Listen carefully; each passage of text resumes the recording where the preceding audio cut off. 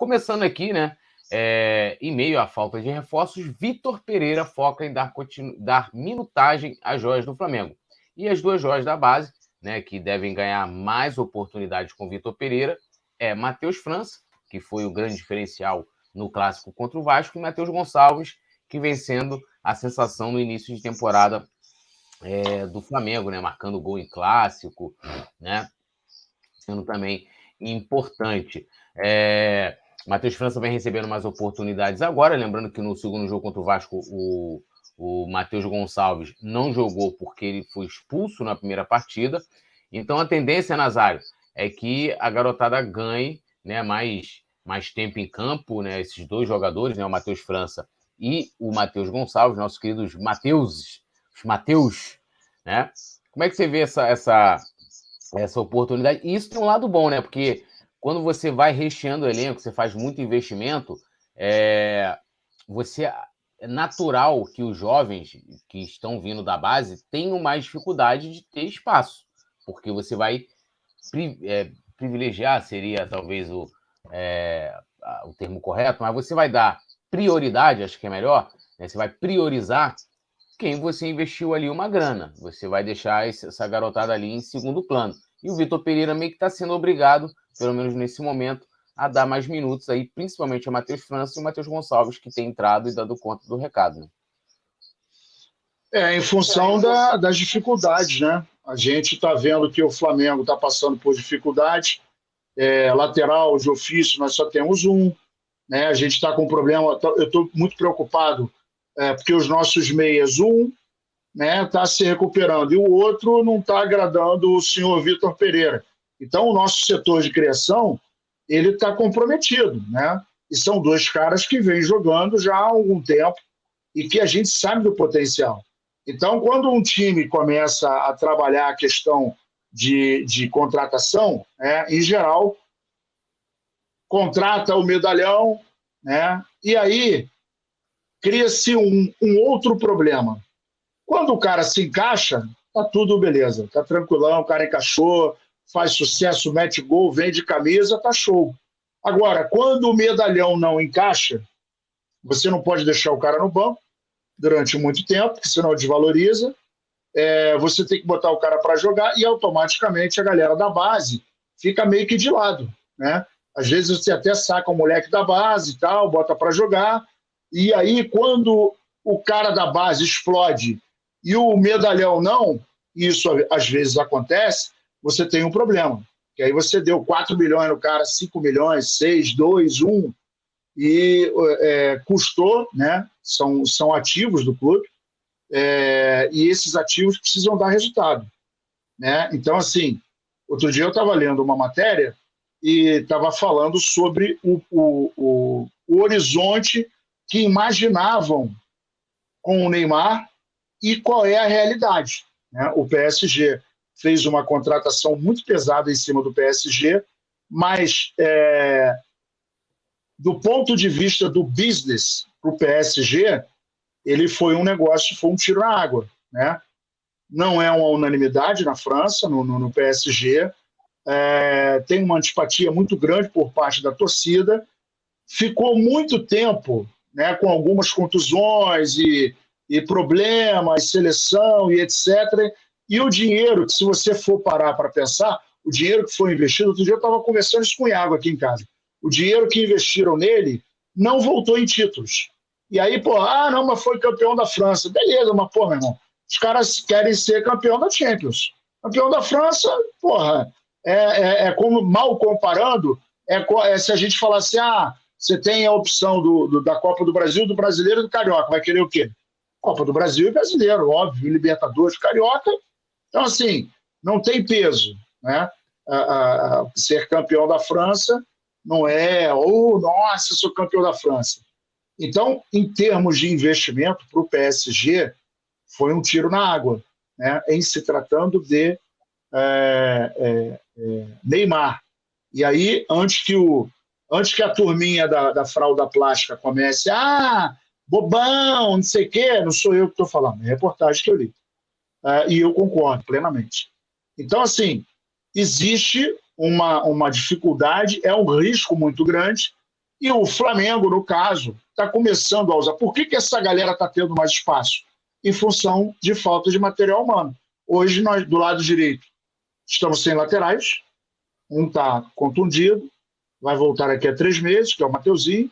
O Varela está naquele molha, não chove, chove, não molha, né? Também não está. E ainda que estivesse, também seria um problema, porque ele não conseguiu se encaixar. Lembrando que ele foi contratado ano passado, com a promessa de que seria o jogador utilizado na temporada 2023. Fato é que não conseguiu, não deu liga. Não deu liga, né? E na lateral esquerda a gente tem o Ayrton Lucas em voo solo, porque o Felipe Luiz a gente sabe que ainda não está recuperado, e ainda que esteja recuperado, é um jogador que, fisicamente falando, é para um tempo só, e olha lá, né? Não dá mais para o Felipe Luiz. Ele pode jogar no sacrifício, mas fisicamente está ficando complicado, né? Porque a idade está chegando e tal. Não estou falando mal dele, isso é absolutamente natural. E, de novo, me preocupa muito o nosso setor de criação, né? O nosso meio está com problemas, né? Quando a gente não tem Everton Ribeiro, quando a gente não tem o Arrascaeta, a gente pena muito. O Flamengo vira um time vulnerável, vira um time comum. Em função disso, a gente precisa trabalhar e trabalhar muito bem, porque nós vamos jogar, né? O jogo agora da final é contra o Fluminense, que é um time arrumado, que é um time que está acostumado a jogar junto já há algum tempo, e isso tem diferença. Dentro de campo tem diferença. Não vai muito longe. Aquele jogo que nós perdemos de 1-0, primeiro tempo o Flamengo sufocou, trabalhou muito bem dentro do campo adversário. O Fluminense se sentiu extremamente incomodado. O Ganso não pegou na bola, né? O Keno não estava tendo liberdade ainda, quando entrou não estava tendo liberdade. O André não conseguia trabalhar a bola na transição defensiva para ofensiva. Então o Fluminense estava se sentindo pressionado, o Flamengo não fez o gol e acabou tomando um gol no segundo tempo. Mas se a gente tiver com o time desarrumado e ainda assim com problemas de, não vou dizer adaptação, mas de conjunto mesmo, né? Porque toda essa turbulência não vem de hoje. A gente está vendo que o Flamengo está vindo numa turbulência muito grande e esse problema não é de hoje. Isso vem afetando muito a formação do Flamengo. Aliado a tudo isso, a gente ainda tem o recorde de cartões amarelos em 2023, são 58, só para o elenco, né? E nós temos mais 2 para a comissão técnica e mais 1 para o Vitor Pereira, totalizando 61. Então, isso é preocupante. E a gente precisa arrumar a casa. O tempo é curto, e quando você fala em tempo curto, você fala numa preparação que não consegue chegar no seu ápice para enfrentar um adversário que já está acostumado a jogar junto há algum tempo e que tem um sistema de jogo bastante envolvente. E o seu técnico não é bobo. Tanto não é bobo que conseguiu entender o xadrez do jogo contra o Flamengo, mexeu algumas peças e acabou ganhando aquele jogo naquela oportunidade. Concordo muito com o que você falou, e tem questões também que, assim, o que não pode acontecer, e isso, se a gente for pegar, né, por exemplo, eu lembro muito daquela geração que ganhou a Copinha de 2011, Adrian, Negueba, Tomás, se tinha ali até o próprio César, o goleiro César, e alguns outros jogadores também, tinha o Rodolfo também, que eram verdade.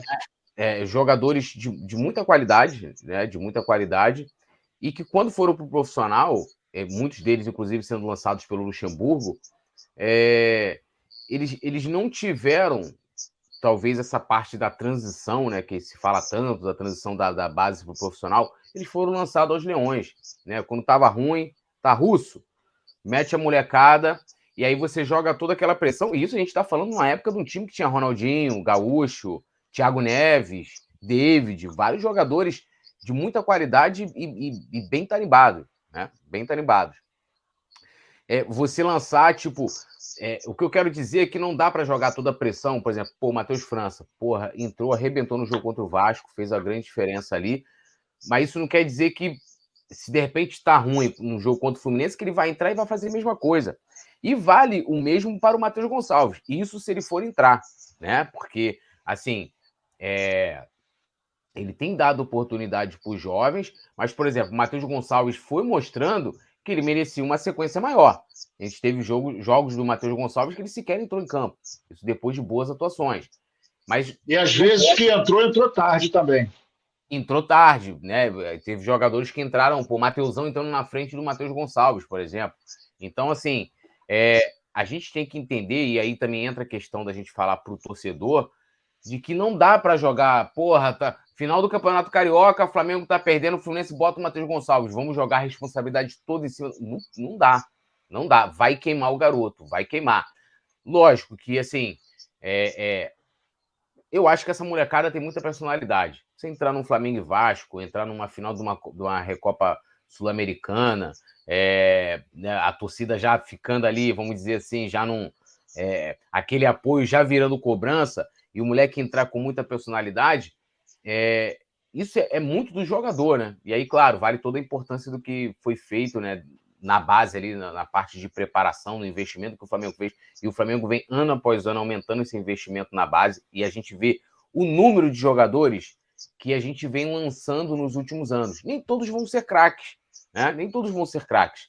Tem alguns até que, mesmo chegando ao profissional, depois não conseguem nem seguir carreira, né? Às vezes o cara, né, acontece alguma coisa, o cara acaba não dando prosseguimento. Mas não é mais aquela coisa esporádica, Nazário, que a gente vê antigamente. Surgiu um Renato Augusto, aí, surgiu o Renato... Era 1 em 1 milhão.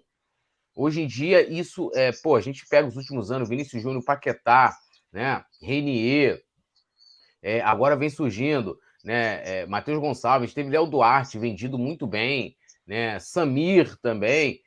Nem todos são craques, nem todos são Vinícius Júnior, nem todos são Paquetá, mas são bons jogadores, né? Bons jogadores. E hoje a gente tem várias opções, né? Eu acho que, assim, da base, muitos jogadores também que eu acho que mereciam até mais tempo. Você tem o Cleiton, tem o Marcos Paulo, né? O Otávio também, gostei muito daquele menino. O Otávio, zagueiro, né? Agora o goleiro Matheus Cunha também, que vem ganhando oportunidade. Você vê o número de jogadores que a gente tem, né? Mais um, né?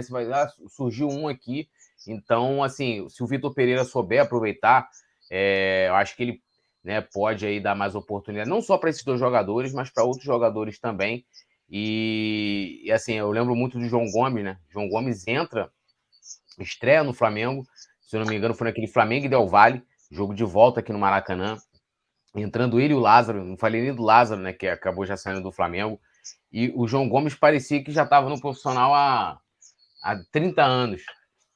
Personalidade, colocou a bola no pé, e sem nervosismo nem nada, e depois a gente viu no que deu, né? Saiu, a gente está até hoje lamentando a saída do João Gomes, mas mostrando, e aí é um elogio tanto à direção anterior como a essa também, do trabalho que vem se desenvolvendo na base, né? E eu espero que isso continue rendendo frutos, principalmente no profissional, não só na questão monetária, né, da grana, do lucro, mas que esses garotos rendam frutos também esportivos pra gente. Alô, nação do Mengão! Esse é o Coluna do Fla. Seja bem-vindo! Se inscreva no canal, não esqueça de deixar o seu like, pega o link, compartilha pra geral, comente bastante, queremos te ouvir. Aqui você tem a melhor transmissão dos jogos do Flamengo na internet. O Coluna é brabo e tem o Podfla, o podcast da nação. É muita resenha e um show de cobertura do maior do mundo, do jeitinho que a nação merece. Esse é o Coluna. Saudações rubro-negras!